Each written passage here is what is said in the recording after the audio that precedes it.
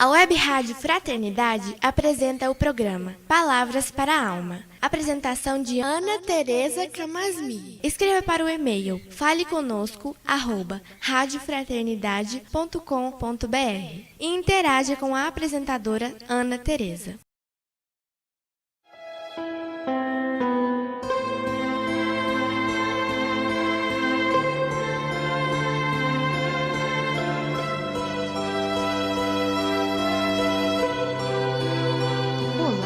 Amigos da Web Rádio Fraternidade. Aqui é Ana Tereza Camasmi e é com muita alegria que eu inicio mais um encontro aqui com vocês no nosso programa Palavras para a Alma. Hoje eu escolhi o tema do orgulho para a nossa conversa. Mais especificamente, quero conversar hoje sobre como a presença dele é forte no nosso cotidiano e do quanto precisamos cuidar desta presença. No Livro dos Espíritos, questão 785, os espíritos afirmam que o egoísmo e o orgulho constituem o maior obstáculo ao progresso da humanidade. Imagine, maior obstáculo? Então não há dúvidas de que precisamos cuidar do egoísmo e do orgulho para que nossa caminhada evolutiva possa fluir livremente. Como sabemos, a doutrina espírita que foi anunciada por Jesus com o propósito de nos consolar e orientar no rumo do crescimento espiritual, chegou até nós pelo trabalho de Kardec. Essa doutrina traz um ponto de vista importante sobre a nossa condição aqui na Terra. É que a reencarnação atual faz parte de um grande processo evolutivo do qual temos informações muito restritas ainda. O que conseguimos compreender sobre Deus, mundos, provas, expiações, vida espiritual é correspondente, proporcional à nossa condição de entendimento. Depende, então, da nossa faixa evolutiva, a percepção que a gente tem, o entendimento, o esclarecimento que a gente tem sobre a nossa vida anterior e a nossa vida futura. Portanto, temos muito ainda o que compreender. Por isso que frases que cotidianamente dizemos, tipo, Deus não é justo, isso não poderia acontecer, como é que Deus deixa que isso aconteça entre nós, reflete exatamente o quanto a nossa ignorância nubla ainda a nossa visão. Nesse sentido, a doutrina espírita vem para nos libertar dessa ignorância ao trazer alguns esclarecimentos sobre a vida futura e assim nos oferecer esperança. Eu digo esperança porque a doutrina nos fala de dias melhores na vida futura e que esse momento nós estamos experimentando a transitoriedade da vida física. Portanto, é uma esperança que se apoia no esforço de cada um em se melhorar e, ao mesmo tempo, em colaborar com o crescimento dos outros que acompanham a nossa jornada. Esses dois movimentos só acontecem verdadeiramente se forem juntos. Jamais um em detrimento ou anterior ao outro.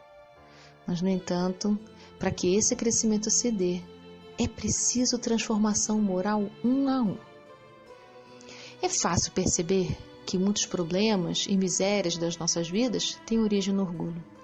Basta que cada um queira satisfazer seus desejos sem pensar nas consequências, ou quando age em detrimento do outro. São somente os outros que agem assim? Ou nós também? Muitas vezes nos julgamos melhor que os outros e, do nosso ponto de vista, nunca somos nós os egoístas, nem muito menos os orgulhosos. Podemos até afirmar, sou orgulhoso mesmo, mas no coração não existe vontade alguma de ser diferente. Para falar a verdade, os outros, o mundo, seria bem melhor se fosse como a gente acha que deveria ser, não é mesmo? Quantas vezes exaltamos as nossas qualidades quando dizemos assim, mas eu não faço assim como ele. Como é que ele age assim comigo? Essa frase sugere que nós somos o modelo a ser seguido. E agora vamos pensar, quem nos elegeu este lugar? E quantas vezes usamos a nossa autoridade para fazer valer o que queremos que prevaleça? Ou então, num grupo de amigos, ficamos com muita raiva e irritados quando as pessoas pensam diferente da gente ou quando não fazem o que queremos. Começa a conversar sobre ser vegano, a quem come carne, ou política. Começa a conversar sobre time de futebol. todas essas coisas vão mostrando como é difícil a gente suportar aquele que pensa diferente, aquele que faz diferente do que eu considero que é o melhor. Essa importância exacerbada que damos a nós mesmos nos deixa com a visão curta. Isso é que é egoísmo. Ou talvez seja a própria visão curta que nos deixa tão autorreferidos, egoístas. E se essa atitude provém da certeza de que nós somos superiores, aí está a presença do orgulho. Mas de onde é que vem esse tal desse orgulho do egoísmo? Seria Deus quem criou? Segundo o livro Obras Póstumas, eles nascem do instinto de conservação, que teve a sua utilidade quando a natureza animal predominava em nós e antes de desenvolvermos a consciência. Deus não iria criar algo inútil. A questão é que esse instinto de conservação, levado no exagero, ou quando nos demoramos tempo demais nele e nos negamos a usar recursos da inteligência que a vida oferece, aí então começa a ficar lesivo para os relacionamentos. Então, Deus não nos criou egoístas ou orgulhosos. Na verdade, nós fomos criados simples e ignorantes. E vai caber para cada um de nós como trilhar esse caminho evolutivo. É aí que aparece a questão do livre-arbítrio e do determinismo. No determinismo que a gente traz da vida animal, a gente só tem aquele comportamento esperado, guiado pelo instinto, né? Todo animal procria, se desenvolve daquele mesmo jeito, não importa onde quer que ele esteja. Mas no livre-arbítrio, além desse determinismo que nos antecede, esse determinismo biológico, nós temos o livre-arbítrio que vai tomando proporções cada vez maiores, quanto mais evoluído o espírito for, de poder escolher qual decisão tomar a partir das contingências que nos cercam. Sim, porque vocês podem pensar, mas nós não somos totalmente livres, no nosso entorno tem um monte de coisas contrárias. Sim, é verdade. O nosso entorno é o que os filósofos chamam de contingências existenciais. Sim, nós temos as contingências, ou seja, nascemos num país de uma determinada maneira, moramos num estado com determinada maneira, vivemos uma época que já tem uma determinada maneira, mas o que cada um de nós faz com essa realidade do nosso entorno é que é a tarefa pessoal, é que é a responsabilidade pessoal, é que é o caminho que cada um trilha à sua maneira. É importante deixar clara aqui, então, a diferença entre o orgulho e o egoísmo. O orgulho é quando eu me considero superior aos outros. E isso se dá quando eu fico pensando assim, só eu é que sei falar sobre esse assunto, eu falo melhor do que os outros esse assunto, eu faço de uma maneira melhor do que o outro, se eu não fizer, ninguém vai fazer como eu faço. Esse tipo de posicionamento, que no começo a gente acha que nos faz bem, mas no decorrer do tempo faz com que a gente fique buscando privilégios, compensações, porque afinal de contas começa a ficar custoso. E aí eu então quero os benefícios dessas ações somente para mim, porque eu acho que só eu sou merecedora daquilo. Então percebe como é que o egoísmo e o orgulho vão se entrelaçando? Né? Na medida em que eu acho que eu mereço porque eu agi mais, que eu fiz mais e coisa e tal, eu vou querendo isso só para mim e acho que não tem problema nenhum o outro receber menos, ter menos, né? Ter menos condições, porque afinal de contas eu sou melhor.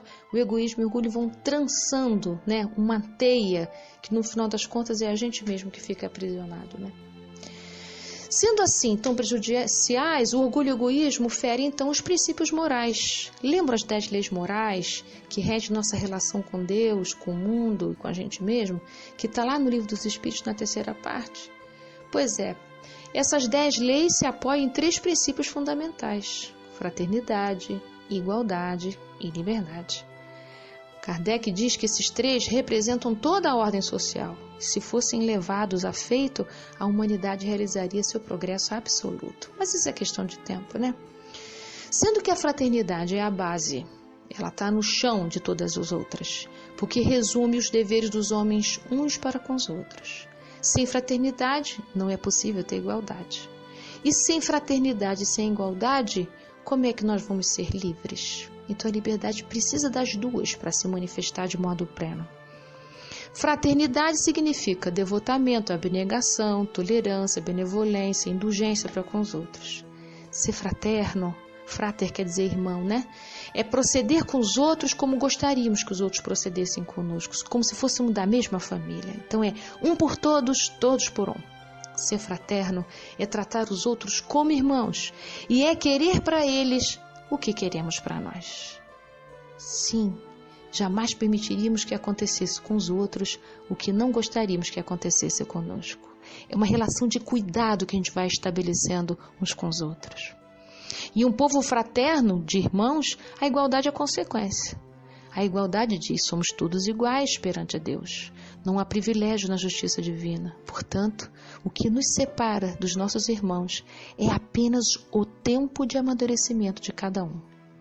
Por isso que o inimigo da liberdade é o orgulho, que faz com que achemos melhores, nós, mais merecedores do que os outros. Na verdade, todos fomos criados iguais e todos nós nos dirigimos para o mesmo lugar. E a liberdade? A liberdade diz confiança mútua. A necessidade que sentimos de dominação decorre da nossa desconfiança nos outros, da nossa desconfiança em Deus. Desconfiamos de que os nossos direitos serão garantidos pelos outros. Por isso, eu quero salvaguardar somente os meus. Mas em um mundo fraterno, no qual todos são irmãos e, consequentemente, iguais, sem privilégios, um cuida do outro, nem há desconfiança.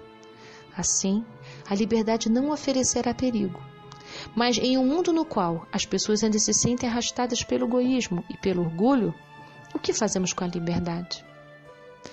Bem, a fim de que esses princípios, esses três, possam estar presentes em nossas ações, é importante começar e refletir, procurar em nosso coração as motivações ainda presentes para o orgulho e para o egoísmo, pois assim, com certeza, os sofrimentos decorrentes deles vão se transformar em aprendizado e evolução.